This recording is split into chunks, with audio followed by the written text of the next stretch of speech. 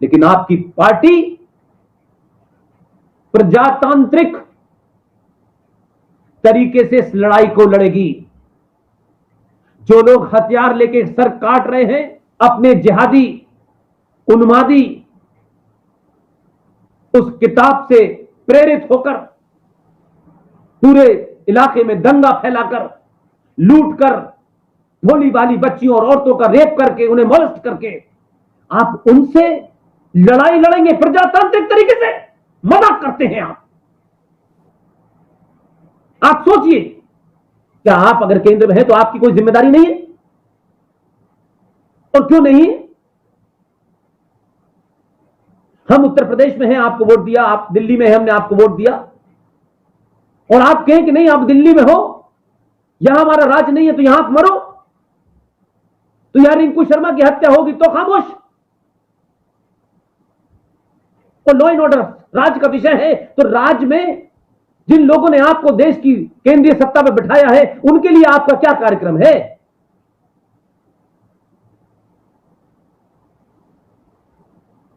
क्यों यकीन करें आपकी बात पे? जान जाने के बाद सारा सब कुछ समाप्त हो जाता है। जिसका घर चला गया, जिसकी मां बहन बेटा बेटा मारा गया, उसके लिए कोई पार्टी नहीं होती।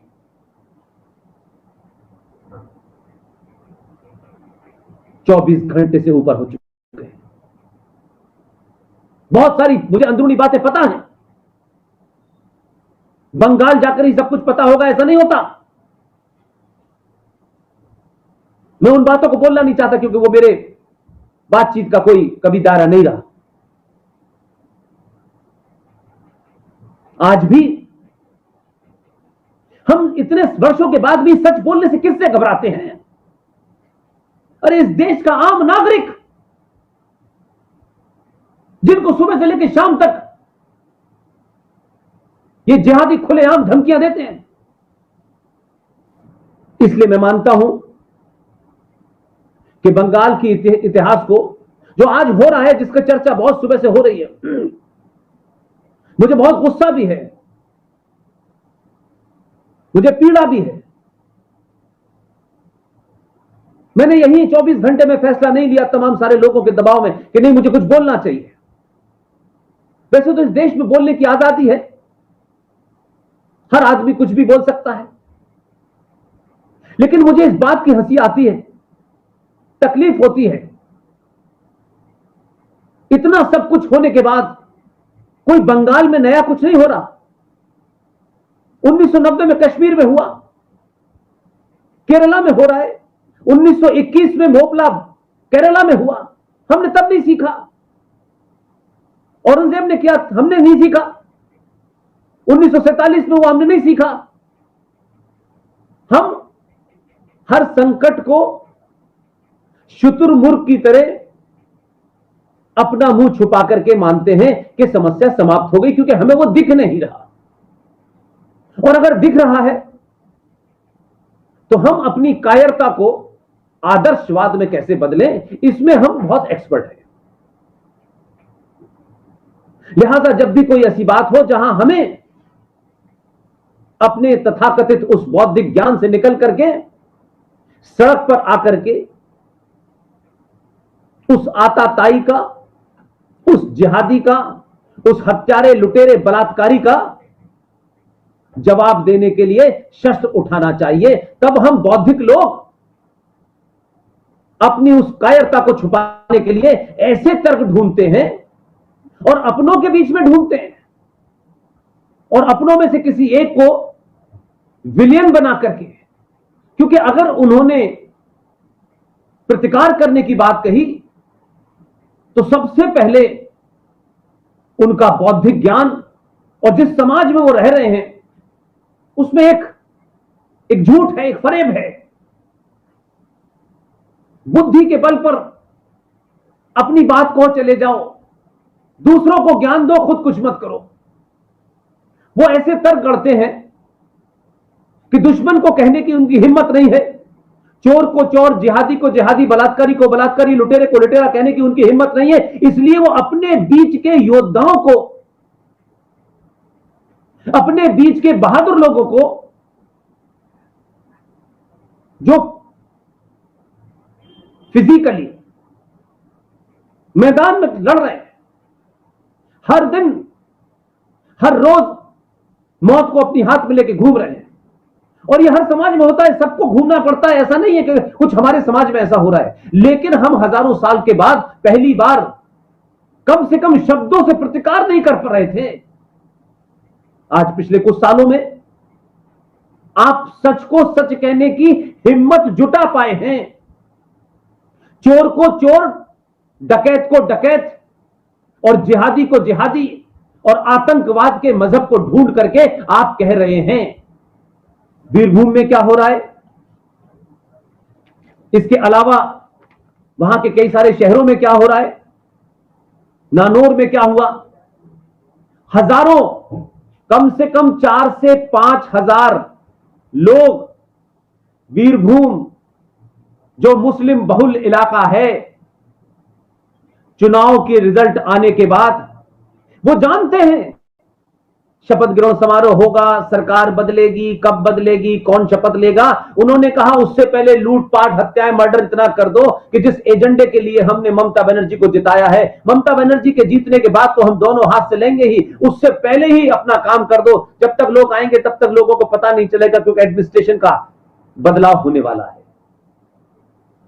और मैं किसी राजनीतिक नेता के ऊपर इतना यकीन न करता, लेकिन मेरे दौर में जब हम पत्रकारिता में आए थे, बहुत सारे जर्नलिस्टों से मिले। मेरी कोई उनसे निजी वाकफियत नहीं है, 2-3 बार मैंने उनके साथ मंच शायद शेयर किया। एक इंटेलेक्चुअल आदमी, एक बेहतरीन पत्रकार, जो गंभीर आदमी है, जो सेंसेशनल पत्रकारिता उन्होंने नहीं की, अंतर्राष्ट्रीय ख्याति प्राप्त पत्रकार है। मेरा गुस्सा वहां से शुरू हुआ। राजनीतिक दल आरोप प्रत्यारोप लगाते हैं, ये हो गया, वो हो गया, यहां तक समझ में आता है। और मैं जानबूझ के ये बात कह रहा हूं। मैंने जब उनकी बात सुनी, जब उनके ट्वीट मैंने देखे, तब मुझे लगा कि क्या बात है कि इस पार्टी के अंदर वो राज्यसभा के सांसद हैं, वो जहां से चुनाव लड़े, हारे जीते, मुझे उसमें इंटरेस्ट नहीं है। मुझे इसमें इंटरेस्ट है कि जो शख्स 25, 30, 40 साल तक पत्रकारिता में रहा हो, उसका एक स्टेचर हो, बेहतरीन किताबें लिखी हो, वो कोई सस्ती राजनीति के लिए सस्ते डायलॉग नहीं बोलेगा। उन्हें अपनी गंभीरता का भी ध्यान होगा, उन्हें अपने कद का ध्यान होगा, उन्हें अपनी बैकग्राउंड का ध्यान होगा।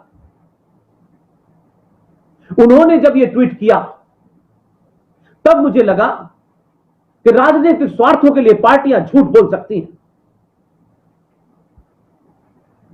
लाशों के अंदर आंकड़ों की हेर फेर करके अपना नफा नुकसान देख सकती है। लेकिन सपन दास गुप्ता को जितने उनके ट्वीट देखे, जितनी उनकी बातें हैं, उनकी बातें उनकी अपनी पार्टी से मेल नहीं खा रही। तब मुझे लगा राजनीति के अपने परिभाषा है, अपने उसमें नफे नुकसान है। इसलिए जो उनके अंदर का पत्रकारिता का जो एलिमेंट था, उन्होंने जो कुछ देखा, एक किसी पार्टी के एमपी होने के नाते उन्होंने नहीं लिखा। इसलिए उनकी भाषा में और एक प्रोफेशनल पार्टी के अंदर किसी पद पर बैठने वाले की भाषा में जमीन आसमान का फर्क होता है। यह उन्हीं का ट्वीट है। उन्होंने कहा, वीरभूम जिले के नामनूर जो इलाका है, वहां कम से कम 1000 परिवार, अगर 1000 परिवार है तो एक परिवार में 4 भी लोग हैं,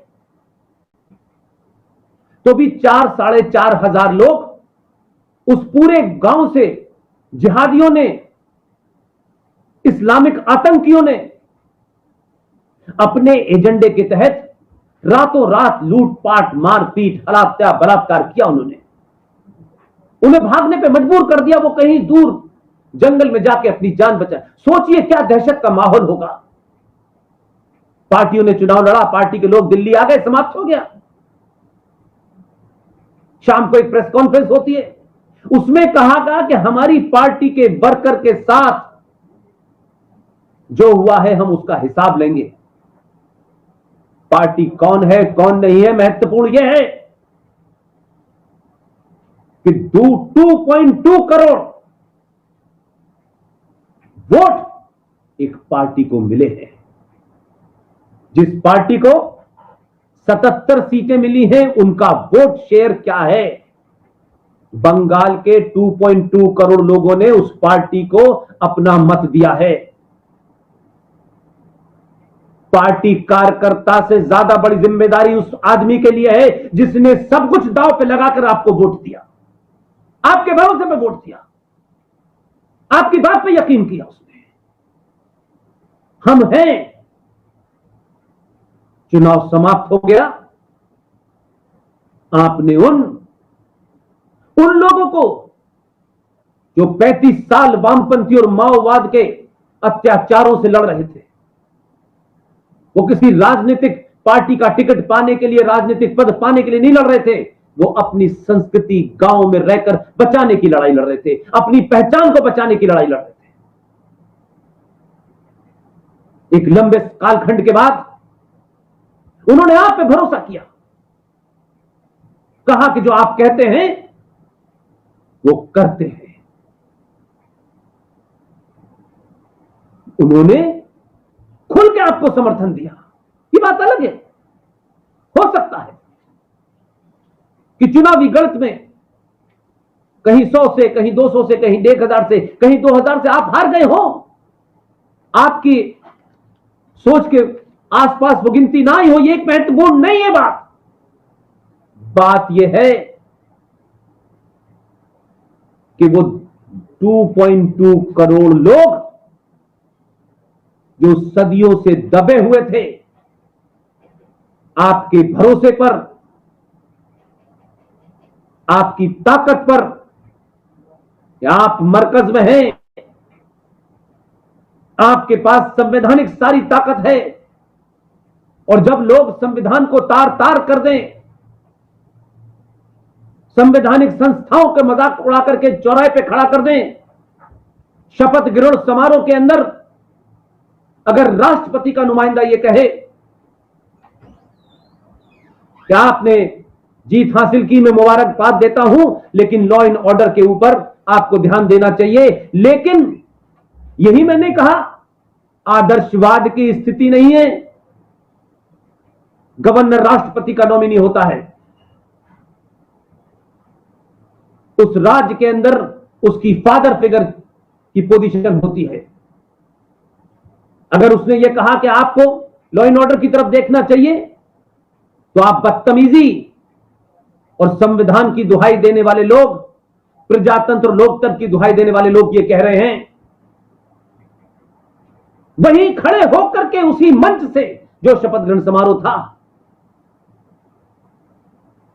उस राज्य की वजीर आला वहीं खड़े होकर के उन्होंने इस देश की एक ऐसी संस्था जिन्होंने दुनिया के 60 से 70 देशों में चुनाव की प्रक्रिया को, उस प्रोसेस का इंप्लीमेंटेशन किया, उन देशों ने बुलाया कि भारत किन परिस्थितियों के अंदर इलेक्शन कराता है। उस संस्था की इज्जत को तार तार उस गवर्नर के सामने कर दिया। क्यों? कि आज राजनीति का मतलब यह हो गया है कि सत्ता, लूट से, डर से, मार से, बलात्कार से, किसी भी कीमत पर सत्ता पे बैठो और सिर्फ बार बार ये को हम संविधान की दुहाई देते हैं और उसी संविधान को तार तार करते रहो। मैं शायद अपने 3.5 साल में मैंने कभी किसी पार्टी के नेता का नाम नहीं लिया, मैंने कभी किसी पार्टी को इंडिविजुअल किसी चीज में शाबाशी नहीं दी। मैंने अगर किसी ने सत्ता में बैठने के बाद राष्ट्र को बचाने का कोई काम किया हो तो मैंने उसकी तारीफ की। किसने सड़कें कितनी बनाई, कितने हवाई जहाज उड़ाए, कितनी जीएसटी आई, कितनी मैं इस पर बोलते ही नहीं, क्योंकि इस पर बोलने के लिए करोड़ों लोग हैं। उनके जितने ट्वीट हुए हैं, मैं और मेरी टीम आपको मुबारकबाद देती है। राजनीति अपनी जगह है, लेकिन जिन तथ्यों को आपने कहा, जिन बातों को आपने लगातार कहा कि आप कह रहे हैं कि बंगाल कैलकाटा हाई कोर्ट को इंटरवीन करना चाहिए, आप सुप्रीम कोर्ट से गुहार लगा रहे हैं, लेकिन आपकी पार्टी प्रजातांत्रिक तरीके से इस लड़ाई को लड़ेगी। जो लोग हथियार लेके सर काट रहे हैं, अपने जिहादी उन्मादी उस किताब से प्रेरित होकर पूरे इलाके में दंगा फैलाकर, लूट कर, भोली भाली बच्चियों और औरतों का रेप करके, उन्हें मोलेस्ट करके आप उनसे लड़ाई लड़ेंगे प्रजातांत्रिक तरीके से? मजाक करते हैं आप।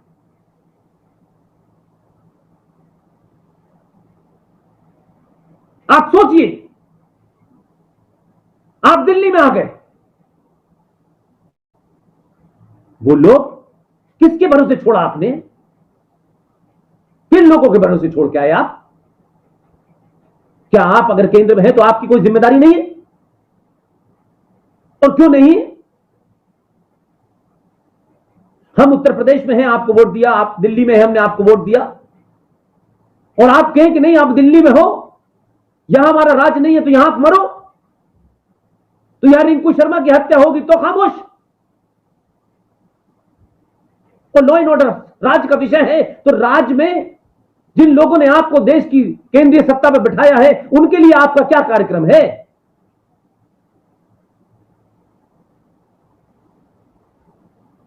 क्यों यकीन करें आपकी बात पे? जान जाने के बाद सारा सब कुछ समाप्त हो जाता है। जिसका घर चला गया, जिसकी मां बहन बेटा बेटा मारा गया, उसके लिए कोई पार्टी नहीं होती।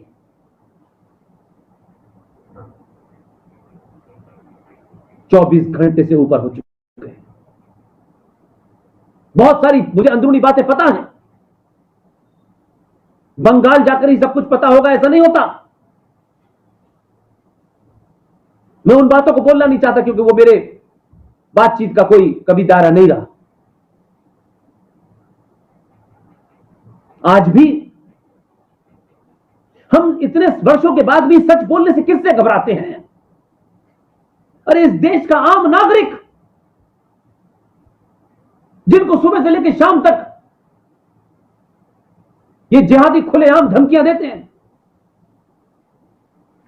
भारतीय संविधान के तहत कहां लिखा हुआ है कि कोई ये अनाउंस करे कि मैं फला का गर्दन काट दूंगा? कहां जाता है साला ये प्रजातंत्र?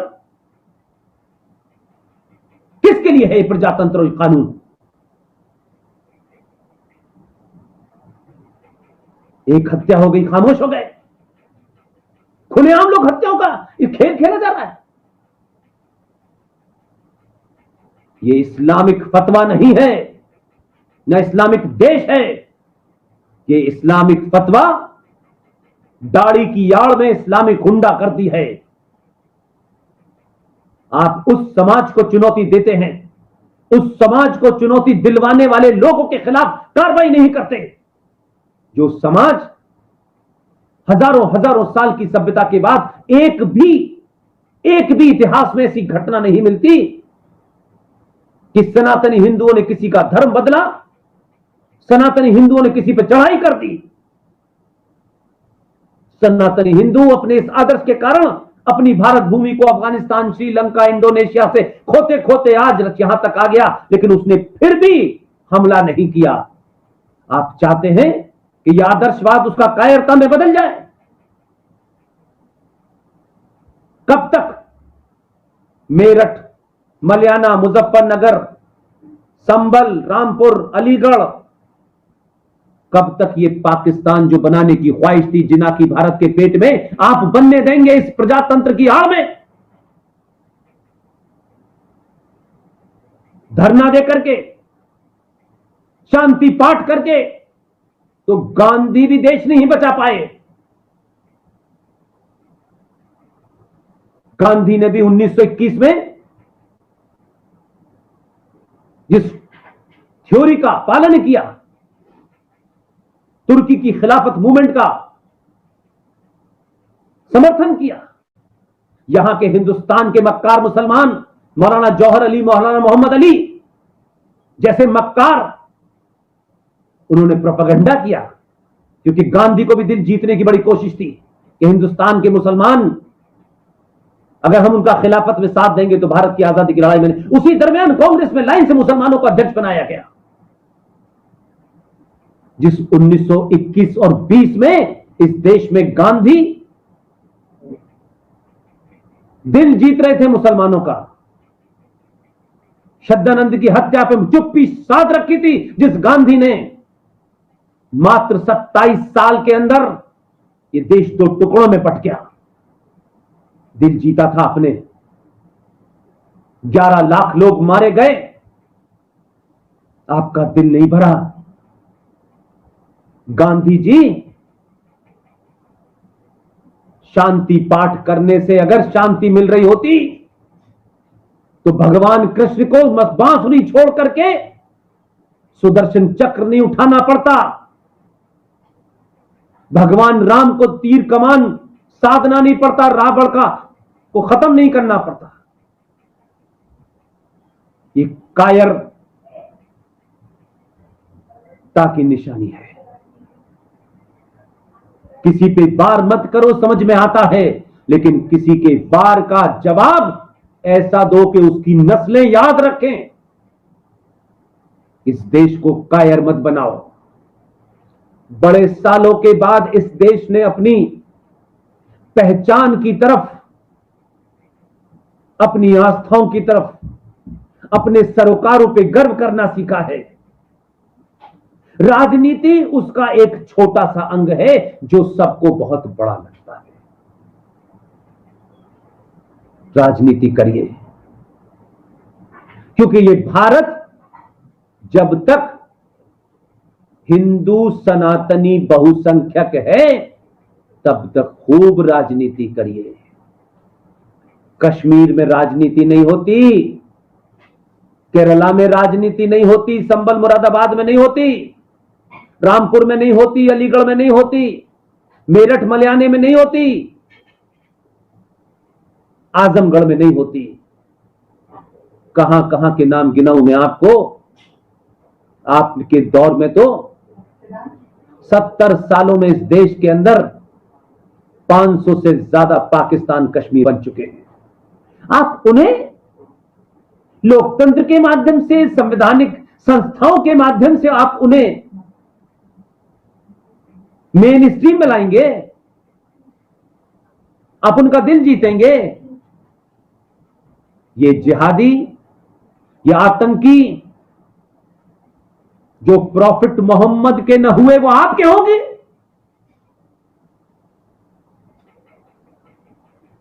जिन्होंने उनके दामाद की गर्दन काटी और पैरों से उनको रौंदा, उससे फुटबॉल खेली, उनकी बेटी की मार मार के पसलियां तोड़ दी, ये बर्बर जाहिल लोगों को आप समझाने आए हैं? आपकी बात सुनने वाले हैं? आप नमूने पालते रहिए दो एक, कुछ लोगों को छोड़ दीजिए जो इधर उधर का मंच बना करके घूम रहे हैं। कुछ नहीं मिलने वाला। सत्ता में हैं आप, इसलिए कुछ लोगों को आजकल बहुत ज्ञान सूझ रहा है। जो लोग अपने कार्यकर्ता की हिफाजत केरला में नहीं कर पाए वो ज्ञान दे रहे हैं। राजनीतिक लोगों की मजबूरियां हो सकती हैं, लेकिन सामाजिक संगठनों की मजबूरी क्या है? सच बोलो। कायरता की निशानी मत दिखाओ। इस समाज को कायर और नपुंसक मत बनाओ।